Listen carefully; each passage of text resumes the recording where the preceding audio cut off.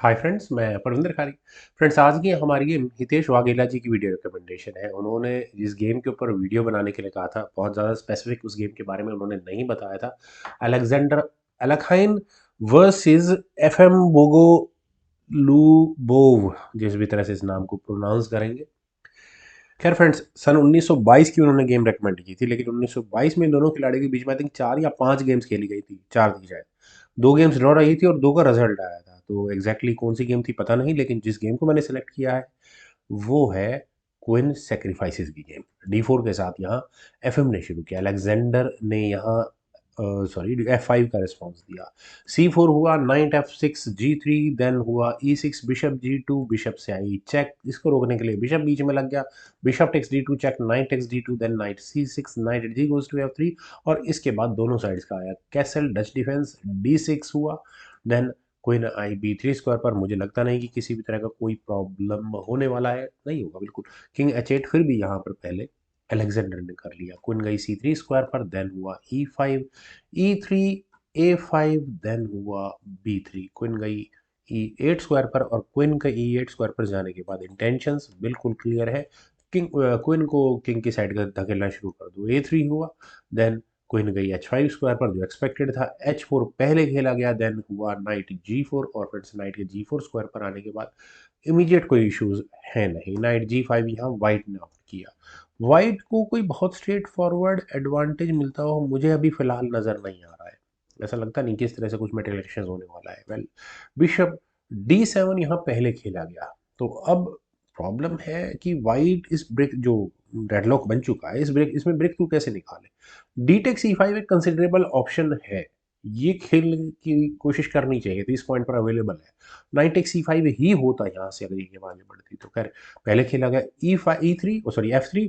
Night पर attack बना, night को हटाना पड़ा F6 स्क्वायर पर, और अभी भी शायद डी टेक C5 खेला जा सकता था, लेकिन F4 दैट्स ओके। E4 क्या जरूरत है पॉन एक्सचेंज करने की, रुक को एक्टिवेट करने की खामा में गेम में।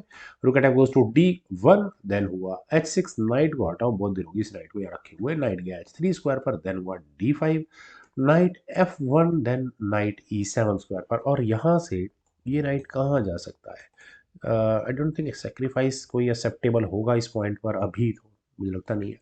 खैर, A4 पहले यहाँ पर वाइट नहीं खेला, और जैसे ही ए पॉन आगे कुछ हुआ, यहाँ अलेक्जेंडर ने अपने नाइट को वापस C6 स्क्वायर पर प्लेस किया, और फिर रुक D2, और नाइट पहुंच गया B4 स्क्वायर पर। और यहाँ से ये नाइट एक अच्छी आउटपोस्ट पर पहुंचने के लिए बिल्कुल तैयार है, मौका मिलते ही जाएगा।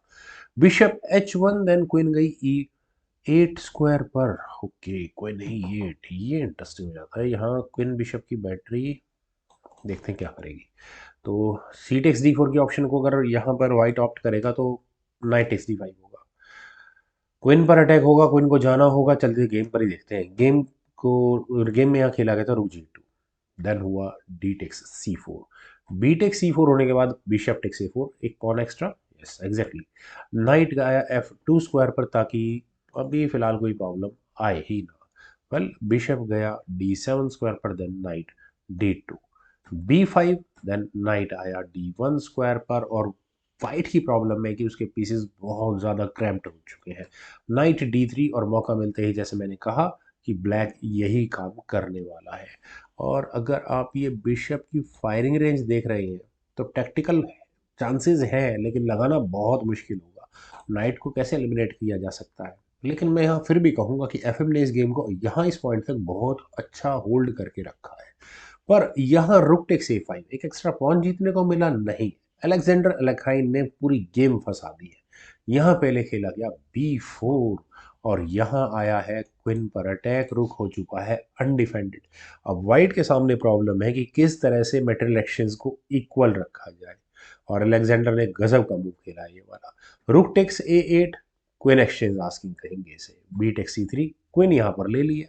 रुक टेक्स E8, और अगर यहाँ रुक एक्सचेंज को कंप्लीट किया गया तो वाइट को ब्रिदर भी मिल जाएगा। पॉन जो खतरनाक बन चुका है वो भी एलिमिनेट हो चुका होगा। खैर, यहाँ पर अलेक्जेंडर ने रुक नहीं लिया, उन्होंने अपने सी पॉन को आगे पुश किया और नाइट पर अटैक बनाया, और अपने रुक को गिफ्ट कर दिया, जो कि चेक के साथ भी आ रहा है। रुक टेक्स F8 रुक चेक के साथ है। किंग H1, H7 स्क्वायर पर गया, देन हुआ नाइट F2 ताकि नाइट को कम से कम बचाया जा सके, यानी कि वाइट को अपनी क्वीन देकर यहाँ ब्लैक के दोनों रुक्स मिल चुके हैं और ब्लैक की क्वीन वापस आ चुकी है। C1 इक्वल्स टू क्वीन वो भी चेक के साथ आई है, तो नाइट पहुंची है F1 स्क्वायर पर। और अब जरा आफ्टर मैथ करें जरा दोनों नाइट्स, यस एग्जैक्टली, नाइट के सामने नाइट है, दोनों रुक्स के सामने हम मान लेते हैं कि क्वीन है, बिशप के सामने बिशप आ चुका है। बात करते हैं पॉन्स की, 4 और 1 5 और 4 और 1 6, एक पॉन एक्स्ट्रा है यहाँ पर वाइट के पास। खैर नाइट E1 रुक पर अटैक बना, हटाना पड़ा H2 स्क्वायर पर, देन हुआ क्वीन टेक C4, वो लीड खत्म हुई। और अटैक कहाँ बनेगा, इस नाइट पर। नाइट के जाने के लिए स्क्वायर अवेलेबल तो है, लेकिन ये बिशप क्या करने वाला है ये भी क्लियर है यहाँ पर।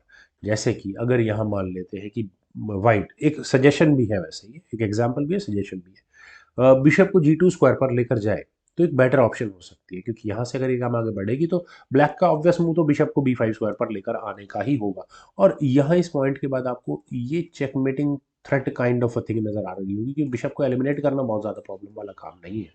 रुक B8 कर भी लिया, देन नाइट F3 चेक होगा, किंग को ही हटाना पड़ेगा, बिशप हट नहीं सकता, किंग H1 स्क्वायर पर जाएगा, देन क्वीन E2 और प्रॉब्लम्स को और ज़्यादा बढ़ा चुका होगा। क्या चलते हैं यहाँ फ्रॉम हेयर, यहाँ इस गेम में रुक गया B8 स्क्वायर पर, पहले ही यहाँ बिशप को एलिमिनेट करने की तैयारी हो चुकी है, बिशप B5 होना ही है, rook takes B5, queen takes B5, exchange down यहाँ पर वाइट हो चुका है। देन हुआ G4 और मुझे नहीं लगता कि ब्लैक किसी भी तरह से इस पॉन को लेने के लिए जाएगा। नाइट F3 चेक हुआ, ओके बिशप टेक्स F3 करना ही पड़ेगा, दूसरा कोई इलाज भी नहीं है। ई टेक्स F3, देन हुआ जी टेक्स F5। फ्रेंड्स यहाँ जी टेक्स F5 न करके मेरे ख्याल से जी पॉन पुश अच्छा वर्क कर जाता। कितना अच्छा करता देखो एक बार, नाइट हटा लेते हैं तो नाइट H1, खैर ज़्यादा खास फर्क पड़ेगा नहीं। जी टेक्स H5, ओके। देन हुआ क्वीन E2 और क्वीन के E2 स्क्वायर पर आने के बाद चलिए पॉन ज़रूर डिफेंस में है, नाइट हट सकता है। पहले खेला गया D5, ये वीक मूव हो जाता है। सीधा सीधा इस नाइट से यहाँ पॉन को लिया जा सकता है, लेकिन उतनी देर में यहाँ वाइट का नाइट जरूर G4 स्क्वायर पर जा सकता है, जा सकता है, लेकिन फायदा क्या होगा उसका। जैसे night x D5, night G4 square पर ही जाएगा, देन उसके बाद पॉन पुश कर देते हैं, नाइट भी वापस चला जाएगा। क्या चलते हैं गेम पर यार, किंग यहाँ से गया G8 स्क्वायर पर, देन हुआ H5। फ्रेंड्स मुझे नहीं लगता इस इस पॉन का डिफेंस ही नहीं हो सकता फिलहाल। किंग गया H7 स्क्वायर पर, देन हुआ E4, फाइनली खेला गया नाइट एक्स E4, एक और पॉन गया यहाँ वाइट के हाथ से, night x E4, queen takes E4, D6, कैसे बचा सकते हैं इस पॉन को, C टेक्स D6, देन हुआ F6, G टेक्स F6, रुकाया D2 स्क्वायर पर, पॉन पर मुझे नहीं लगता कि किसी भी तरह से डिफेंस हो पाएगा।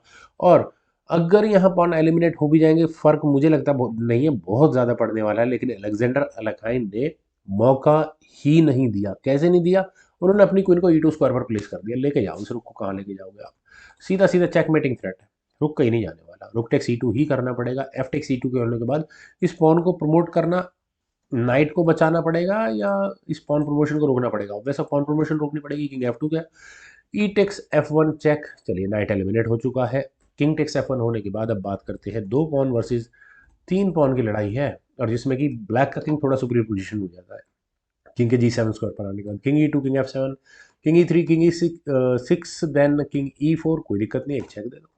चेक देने के बाद यहाँ FM बोगो लुबोव ने रिजाइन कर दिया। रेजिग्नेशन का रीजन बताने की जरूरत नहीं है, पहले तो एक पॉन है और दूसरा पोजीशन, किंग को D4 स्क्वायर पर ही जाना, बदन किंग F5, आप ले लो इस पॉन को, कोई प्रॉब्लम नहीं है। फिर उसके बाद ये F फाइल का पासर रुके नहीं रुकेगा।